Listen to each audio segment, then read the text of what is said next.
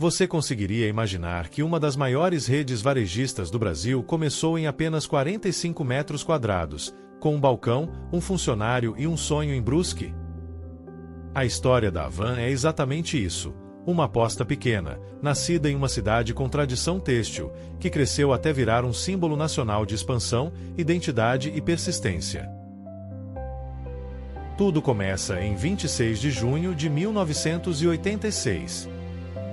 Em Brusque, no interior de Santa Catarina, Luciano Heng e Vanderlei Heng enxergam uma oportunidade onde muita gente veria apenas um ponto de venda comum. O nome Havan nasce da junção de A e Van, uma assinatura simples para um projeto que ainda era pequeno, mas já carregava ambição.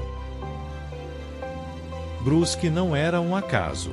A cidade respirava indústria têxtil, comércio e movimento de compradores. Havia fluxo, havia demanda, havia um ambiente em que vender tecido fazia sentido.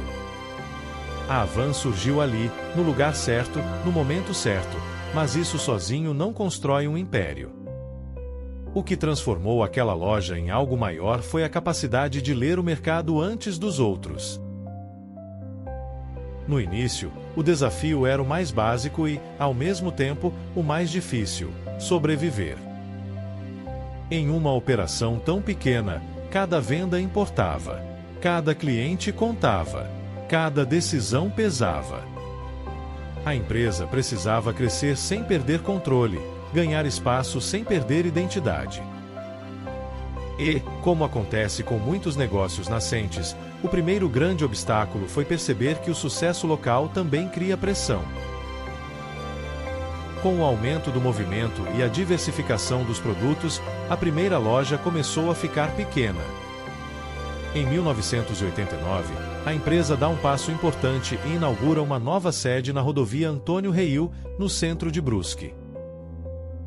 Esse movimento parece técnico, mas na prática ele diz muito sobre a visão do negócio. Quando uma empresa muda de endereço porque o espaço já não comporta a operação, ela está deixando de ser uma lojinha e começando a se comportar como uma estrutura de crescimento. A virada de identidade vem poucos anos depois. Em 1994, a Havan inaugura um novo prédio de 7.000 metros quadrados e adota uma fachada inspirada na Casa Branca. A escolha não é só estética. Ela revela uma decisão estratégica. A marca não queria apenas vender produtos. Queria ser reconhecida de longe. Queria virar referência. Queria transformar a loja em destino. E foi justamente aí que a Havan começou a entender algo decisivo do varejo moderno. Não basta existir, é preciso ser lembrada. Em 1995, a empresa dá seu primeiro passo fora de Santa Catarina com a abertura da filial em Curitiba, no Paraná. Era um teste de verdade. Uma coisa é ser forte na cidade natal. Outra, bem diferente, é provar que o modelo funciona em outro mercado. Esse mesmo ano traz um dos símbolos mais marcantes da Havan. A primeira estátua da Liberdade é instalada na matriz em Brusque. Segundo a própria empresa, a ideia veio da sugestão de uma criança de 7 anos. Parece um detalhe curioso, mas acabou virando assinatura. A estátua passou a representar a liberdade de compra, a amplitude da oferta e a intenção de se destacar em meio a um setor onde muitas marcas pareciam iguais. Em 1996, a empresa avança mais uma vez. A matriz é ampliada e o mix de produtos se expande de forma decisiva.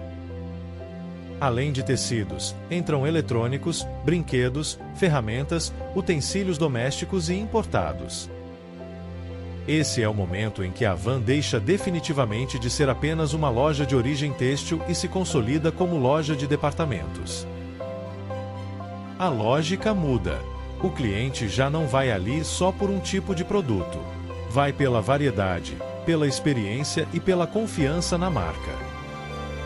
A partir daí, o crescimento passa a seguir uma lógica clara: abrir, testar, consolidar e repetir. Não era expansão por impulso. Era expansão como método. Cada unidade precisava reforçar a identidade da empresa e, ao mesmo tempo, suportar a escala que vinha pela frente. Em 2003, a Havan entra no digital com o lançamento do site. Hoje isso parece natural, mas, naquele contexto, significava ampliar a presença da marca para além das paredes da loja. Era uma nova vitrine, mais uma forma de estar perto do consumidor. E, para uma empresa que sempre trabalhou com presença física marcante, o digital surgiu como complemento, não como substituição. O verdadeiro salto de escala, porém, exigia mais do que visibilidade. Exigia logística. Exigia estrutura. Exigia abastecimento. Em 2010, a inauguração da Parada Havan, em Barra Velha, marca esse novo estágio. O espaço de 40 mil metros quadrados também abriga o centro de distribuição. A mensagem é simples e poderosa.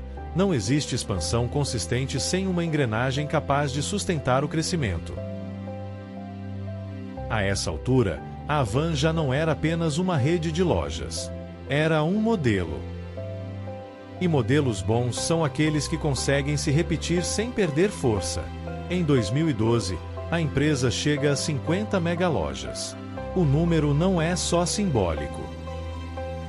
Ele mostra que a fórmula começou a funcionar em escala. Terrenos grandes, lojas amplas, forte apelo visual e uma proposta de compra que também é experiência. A cada inauguração, a Havan aprendia a transformar a abertura de loja em evento. O público ia não apenas para comprar, mas para ver, conhecer e participar. Essa relação com a inauguração virou parte da cultura da marca. E, no varejo, cultura também é estratégia. Em 2017, a rede alcança 100 megalojas com a abertura da unidade em Rio Branco, no Acre. É um marco nacional.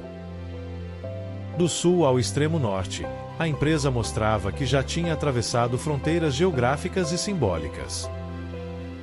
A Havan deixava de ser vista como uma história regional muito bem sucedida e passava a ocupar espaço na memória comercial de todo o país. 3 anos depois, em 2020, a marca chega a 150 megalojas espalhadas por 17 estados, com inauguração em Belém, no Pará. A expansão agora já tinha cara de país continental. Não era mais sobre abrir lojas.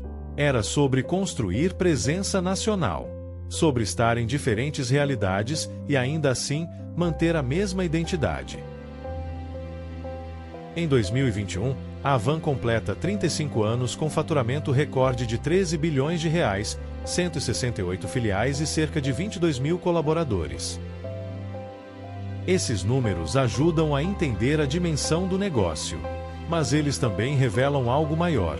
Por trás da marca havia uma operação complexa, sustentada por gente, processos e uma visão de longo prazo. Crescimento desse tamanho nunca é obra de sorte. É resultado de insistência. No ano seguinte, em 2022, a empresa já registra 174 megalojas em 23 estados e no Distrito Federal, presentes em 139 cidades, além de 69 estátuas da Liberdade espalhadas pelo Brasil. Nesse ponto, o símbolo já havia ido muito além da matriz em Brusque. A estátua virou linguagem da marca. Virou reconhecimento imediato.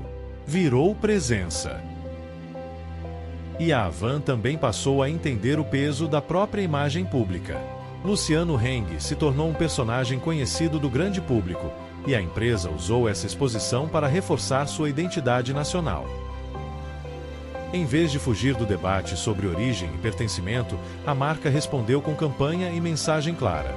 A Havan se apresenta como uma empresa do Brasil, construída dentro do Brasil e voltada para o Brasil. Em 2024, a companhia informa 177 megalojas físicas, receita operacional bruta de cerca de 15,8 bilhões de reais e lucro líquido acima de 1 bilhão pela primeira vez. Entre os números, um gesto chama atenção: a reinauguração da loja de Lajeado, no Rio Grande do Sul, apenas 50 dias após ter sido gravemente afetada pelas enchentes. Esse episódio sintetiza algo importante na trajetória da Havan. Crescer é importante, mas resistir também é parte da marca. Porque a verdadeira consolidação não acontece só quando tudo vai bem. Ela aparece quando a empresa é testada e continua de pé. Quando precisa reconstruir, reorganizar, reagir. Quando a expansão encontra a realidade e a resposta é seguir em frente. Em 2025, a Havan encerra o ciclo com 184 megalojas físicas, receita operacional bruta de 18,34 bilhões de reais e lucro líquido de 1,49 bilhão. Já olhando para 2026, a empresa projeta o ano dos 40 anos como um momento de celebração e consolidação. Depois de tantas fases, a história parece ter chegado a um ponto claro. A Havan não é mais uma promessa de crescimento.